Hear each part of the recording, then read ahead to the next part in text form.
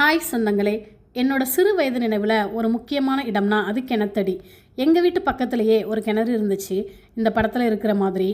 ஆனால் இப்போ அது பாலடைஞ்சு கிடக்குது. அந்த பாலடைஞ்ச கிணறு தான் எங்கள் ஊர் அம்மாக்களுக்கு மீட்டிங் பிளேஸு, ஜென்ஸுக்கு டீ கடை பெஞ்சு மாதிரி லேடிஸ்க்கு கிணத்தடி. அங்கே தான் எங்கள் ஊர் லேடிஸ்லாம் தண்ணி எடுக்கிற சாக்கில் ஊர்க்கதையெல்லாம் பேசுகிற இடமா இருந்துச்சு. என் அப்பா, ஐயோ கிணத்தடி போயிட்டா, இப்போதைக்கு வரமாட்டா, கதை பேசிட்டு தான் வருவான்னு புலம்புனதெல்லாம் நான் கேட்டிருக்கேன்.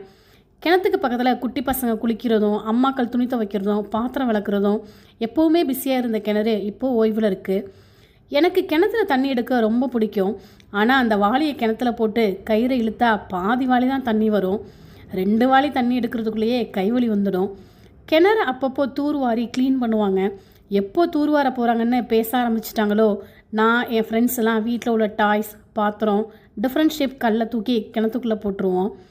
கிணறு தூர்வாரி மண் எடுக்கும் போது எங்கள் பொருள் வந்துட்டால் துள்ளி குதித்து ஆரவாரம் பண்ணிவிடுவோம். என்னோட இந்த பழைய நினைவை ஷேர் பண்ணதில் எனக்கு ரொம்ப சந்தோஷம். இந்த சேனல் சப்ஸ்கிரைப் பண்ணி லைக் பண்ணுங்கள். மீண்டும் வேறொரு நினைவுடன் சந்திப்போம்.